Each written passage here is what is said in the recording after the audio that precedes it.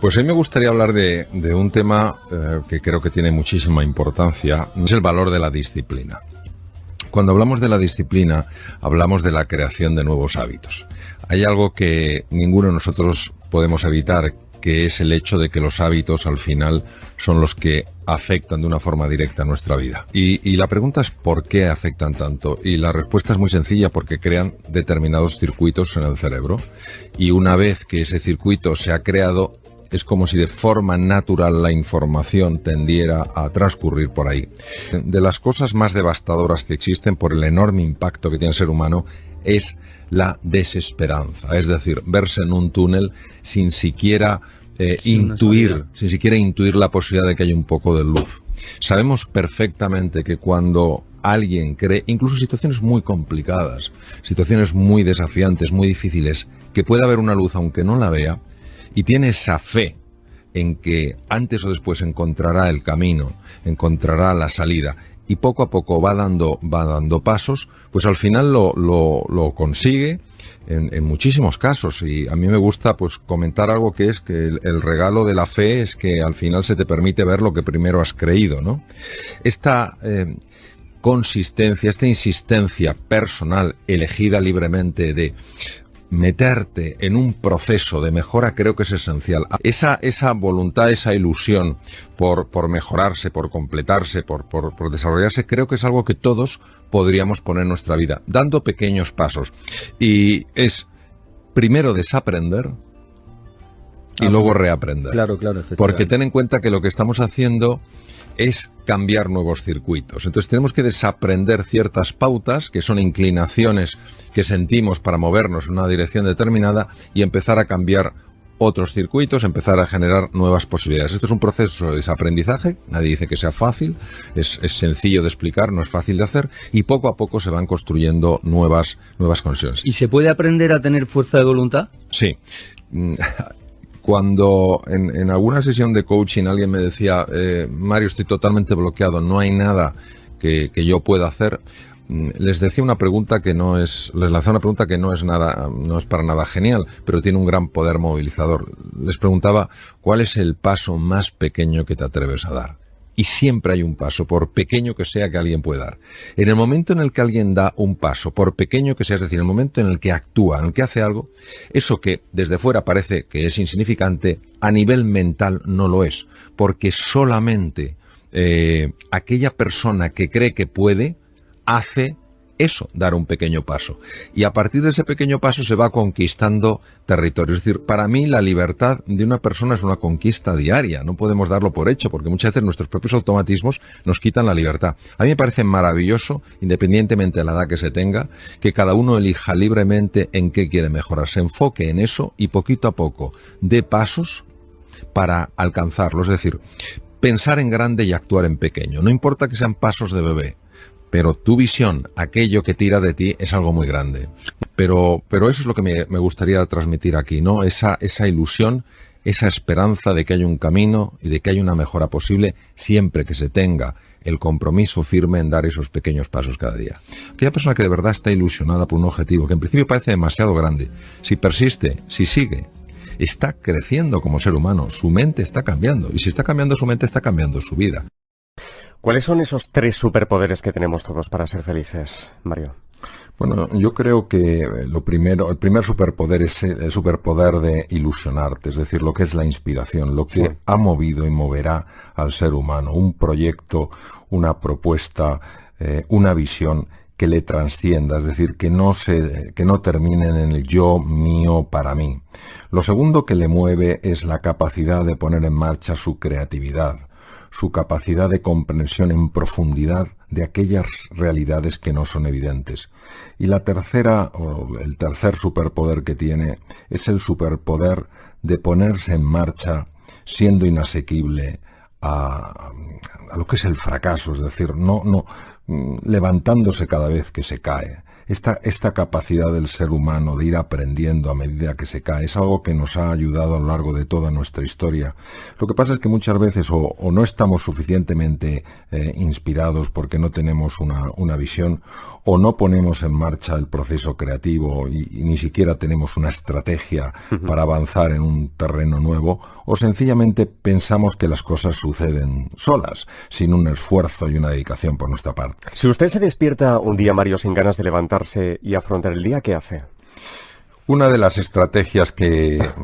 ¿Alguna vez pasa, verdad? Claro que pasa. También a usted. No, por supuesto que a mí, por supuesto que a mí, y a veces con más frecuencia de la que me gustaría. Lo que pasa es que uno tiene que tener, primero, una inspiración, una estrategia y un entrenamiento. La inspiración es saber que en ese día se pueden abrir posibilidades que ni siquiera te imaginas. ¿Quién soy yo para decir que ese día no va a ser un día extraordinario?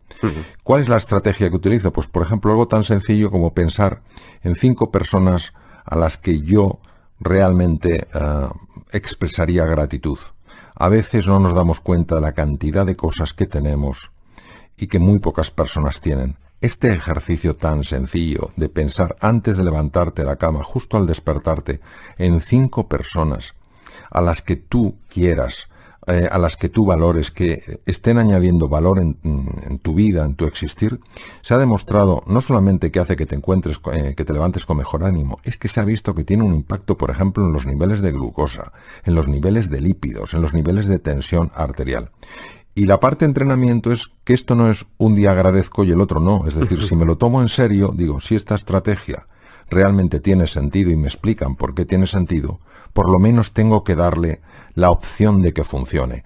Esto de, lo voy a probar a ver si funciona, lo pruebo un día y si no ha funcionado como me gusta, no sirve, eso es la excusa fácil para mantenerse atrapado en modelos viejos, mentales, que nos tienen muchas veces tremendamente esclavizados. Comer bien y hacer ejercicio, esas dos cosas, ¿cuánto pueden influir en nuestra felicidad? Comer bien y hacer ejercicio no sabemos hasta qué punto pueden influir en la felicidad, porque en la felicidad influyen 3 factores. Factores que tienen que ver con el cuerpo, factores que tienen que ver con la mente y factores que tienen que ver con el alma. Lo que sí sabemos, por ejemplo, es que cuando se come bien, es decir, de una forma adecuada, pensando en el cuerpo, en lo que le sienta bien al cuerpo, y cuando se hace ejercicio, hay varias cosas que sí se han demostrado desde el punto de vista científico. Primero, que toda la parte anterior del cerebro, lo que se llaman las áreas prefrontales, aumentan de grosor. Estas zonas son muy importantes porque nos permiten estar más atentos, nos permiten ser más eficientes. La atención plena se ha asociado claramente con una sensación de bienestar. Por si esto fuera poco, el ejercicio físico también potencia un área del cerebro que se llama el hipocampo. El hipocampo es clave para aprender nuevas cosas, para adaptarse a nuevos contextos. Y además se ha visto que el ejercicio físico aumenta el grosor de otra área cerebral que se llama el cíngulo anterior, que es probablemente el área más importante en la conexión humana. Se ha demostrado que el elemento más asociado a la felicidad es la calidad de las relaciones humanas. Si el ejercicio físico mejora de una forma evidente el área que tiene más capacidad de facilitar el encuentro con otros seres humanos, como es el cíngulo anterior, lo que no cabe duda es que hacer ejercicio físico sí tiene un impacto en la felicidad. Decir si es un 10, un 20, un 30, un 4, un 60%, eso no lo puedo decir. No se sabe, pero todo está ligado de alguna manera. Claro. Exacto, es que todo está ligado, todo suma. Habla usted en el libro de Michael Phelps, ¿verdad? Sí. Me gustaría que nos contara qué admira de ese nadador olímpico. Bueno, yo tuve la fortuna, la ocasión de que nos invitaron a los dos a dar unas conferencias en México. Sí. Y escuchándole, pues él sencillamente reveló algo que nos puede parecer evidente, pero cuando te lo dice el atleta que más medallas tiene en toda la historia de las Olimpiadas, pues le presta especial atención. ¿Y qué dijo? Y él hablaba de la increíble importancia de entrenar, que él había, desde que empezó a nadar, había entrenado todos los días de su vida, fuera Nochebuena, el día de Navidad, fuera el día de Acción de Gracias, fuera el 4 de julio, cualquier día él entrenaba. Y que esto era la clave del éxito. ¿Qué ocurre? Que muchas veces, cuando vemos a alguien que ha triunfado a semejante nivel como Michael Phelps, tendemos a pensar que son solo sus cualidades físicas o tal. Sí, que no hace nada más, ¿no? O su inteligencia, o que, bueno, que entrena, pero no que entrena a tal nivel. Entonces, claro, muchas veces esta es la parte que menos se expone porque es la parte menos apetecible. Lo que nos gusta son las medallas, el triunfo, los éxitos, pero esa parte... Digamos que el sudor no es atractivo, claro, ¿no? Claro, el sudor no es atractivo. Entonces, cuando una persona renuncia a presentarse como alguien, digamos, de otra galaxia, con unas cualidades únicas, casi convirtiéndose como en un ídolo de la humanidad, y presenta este aspecto tan humano del sacrificio constante, de la dedicación ininterrumpida, pues francamente uno descubre varias cosas. Primero, que llegar a cierto nivel en la vida, a cierto nivel de éxito, pide una enorme dedicación. Y segundo, que quien no esté dispuesto a poner esta dedicación no podrá llegar probablemente a hacer realidad sus sueños. No basta solo la inspiración y tener una buena estrategia. Hay que estarse entrenando constantemente. Cada vez hay más gente que vive sola, Mario, ¿verdad? Bueno, primero, resulta verdaderamente paradójico que en una época con tantísima comunicación haya tanta soledad. Y es por una sencilla razón.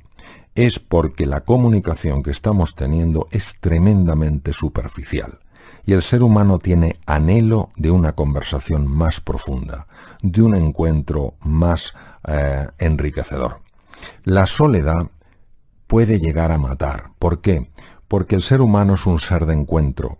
Y cuando tú te sientes solo, se activan con mucha facilidad partes de nuestro sistema nervioso que solo se activan cuando uno se siente en peligro, cuando uno se siente aislado. ¿Cómo se combate? Pues primero siendo sensibles a esto, siendo sensibles a que hay personas que se sienten solas y buscando formas de transmitirles que no están solas. A veces es una llamada, una sencilla llamada que para alguien no es nada, pero para una persona que se siente sola es un mundo. Otras veces efectivamente es mandándoles mensajes perfectamente a través de la radio diciendo no estás sola, estamos contigo. Cuando el ser humano tiene anhelo de encuentro, hasta la cosa más pequeña puede marcar una enorme diferencia. Y sobre todo eso, ser sensibles a un problema que es enorme, porque quien se siente solo no va por ahí con un megáfono contándolo. Hay que tener esa agudeza sensorial para descubrirlo y hacer ese pequeño esfuerzo, un esfuerzo sin ruido, un esfuerzo sin parafernalias, para que esa persona sienta que hay alguien que se ocupa, que hay alguien que se preocupa, que hay alguien que está, a lo mejor en la distancia, pero aún así que piensa en ella. ¿Los cambios, los retos, son necesarios y es normal que nos den algo de miedo? El cerebro humano está tan preparado para los cambios que hay uno de los dos hemisferios del cerebro, de las dos partes que tiene el cerebro, el hemisferio izquierdo y el hemisferio derecho, hay una de ellas, que es el hemisferio derecho, que está especialmente diseñado para adaptarse a los cambios. Si es así, si el ser humano es hijo del cambio, si estamos aquí porque hace 1 millón de años una serie de seres intrépidos, con herramientas prácticamente ridículas, con un conocimiento del mundo más que limitado, se atrevieron a abrazar un mundo desconocido, ¿qué es lo que nos hace tan resistentes al cambio? Y aquí hay que entrar en otra dimensión, mucho más sutil, porque es una dimensión metafísica. Es una figura que tenemos, una especie de programación mental que se llama ego. Entonces, el ego busca sobre todo controlar, busca la seguridad, busca la certeza, busca el estatus, busca el reconocimiento, busca encajar como sea. Y todo lo que sea un cambio, todo lo que sea abrirse a la incertidumbre implica descontrol. Implica a lo mejor perder estatus, porque claro, ya no puedo demostrar lo que sé en un terreno en el que no sé. Puedo perder reconocimiento. A lo mejor me exige entrar en contacto con otras personas y no, digamos, entre comillas, con mi antigua tribu. Y el ego se rebela contra esto. Claro, el ego tiene mucha fuerza porque de alguna manera utiliza todo lo que es la arquitectura cerebral para que experimentemos un proceso de cambio como una amenaza. Es curioso, es como si a un ordenador que está perfectamente preparado para hacer frente a un desafío, el que sea, le colocamos un software, yo diría un virus, que inutiliza ese ordenador. Decimos, ¿cómo es posible que ese ordenador, en este caso la metáfora sería en relación a la analogía con el cerebro, cómo es posible que este cerebro tan preparado para adaptarse a procesos de cambio se sienta tan limitado cuando ese cambio sucede en la vida? Hay 6 razones que nos llevan a tomar decisiones, y es fundamental ver cuáles son las 2 dominantes, porque si tú ves cuáles son esas 2 estructuras, esos 2 programas que están en la parte inconsciente, que de alguna manera se activan cuando tomas una decisión, empiezas a entender todo el transcurso de tu vida. Y cuando tú ves eso, puedes empezar a tomar decisiones de otro tipo. ¿Por qué? Porque quieres llevar tu vida a otro lado. Uno de los motivos es la búsqueda de la seguridad, de aquello que a ti te da seguridad, de aquello que te permite mantener el control. Por ejemplo, hay personas que no toman decisiones de cambiar algo en su vida, no porque eso que quieren cambiar no sea interesante, sino porque para ellos es prioritario mantener la seguridad. Cuando una persona se da cuenta de que esto tiene tanto peso, pues también se da cuenta de que así no se puede crecer. Que si una persona no se atreve a hacer cosas diferentes, nunca crecerá por mucho que valga, ¿no? La segunda, y esta es muy importante de resaltar, es la búsqueda de protagonismo, de estatus, de reconocimiento.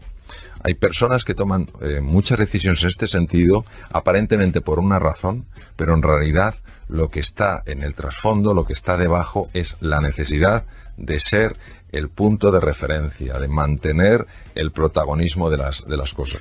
Que a todos nos gusta que nos reconozcan, a todos nos gusta que nos valoren, por supuesto. Si esa persona se obsesiona en el reconocimiento, pues por ejemplo, y en la valoración, no tolerará que haya nadie a su alrededor que tenga pensamiento propio.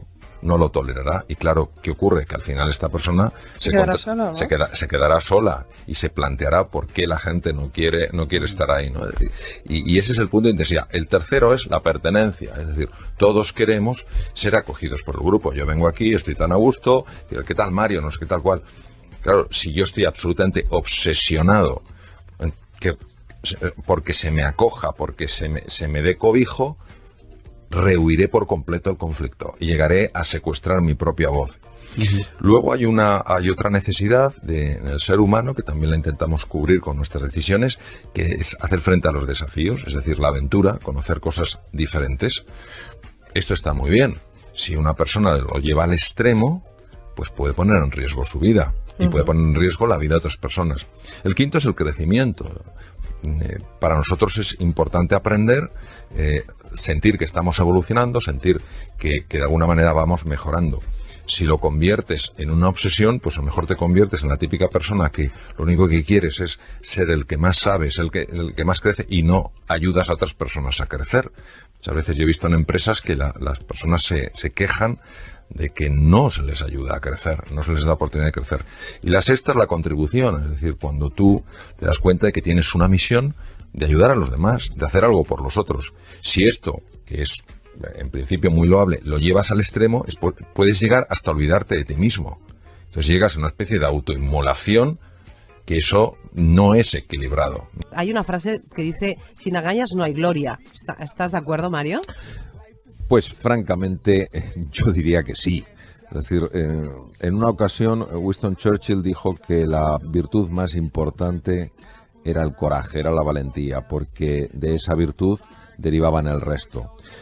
Para salir de la zona de confort, para atrevernos a explorar algo nuevo, para abrazar la incertidumbre y el cambio, necesitamos una cierta dosis de valentía. Es decir, no hay que ser grande para empezar, pero sí hay que empezar para ser grande. Y ese empezar es un acto para mí de valentía, es dar un paso hacia adelante sin tener la seguridad de que controlas todos los factores. Por eso necesitas fe en ti mismo, necesitas confianza, y por eso para mí me parece que la valentía es una virtud y una característica tan importante. ¿Cómo debemos actuar si queremos cambiar una situación, pero nos falta este coraje, estas agallas que hablas en el libro? Porque, claro, hay gente que le da miedo los cambios. yo no clasificaría desde mi punto de vista a las personas como valientes o cobardes, sino actos de valentía, actos de cobardía. Es verdad que el entorno de alguna manera nos influye. Lo que el entorno no hace es determinarnos, porque si asumimos que el entorno nos determina, entonces no podemos a la vez simultáneamente decir que el ser humano es libre. ¿Qué ocurre? Que para que aflore este valor, para que afloren estas agallas, tenemos que alcanzar un punto que a mí me gusta llamar de insatisfacción inspiradora. Es decir, llegar un momento en nuestra vida en que digamos, yo no sigo así. Yo voy a dar un cambio en mi vida sí o sí. Claro, esto no sucede si vivimos en una zona cómoda, en una zona familiar. O a veces tampoco hay que tocar fondo para tener este gesto de valentía, este gesto de audacia y sencillamente que algo, una lectura, una persona, un ejemplo, un programa, una película te inspire para creer más en ti y en las posibilidades de vivir una vida mucho más acorde con aquello que te hace ilusión. Doctor, muchas gracias, de verdad. Muchas gracias de corazón. Buenas Gracias. noches. Buenas Adiós. noches.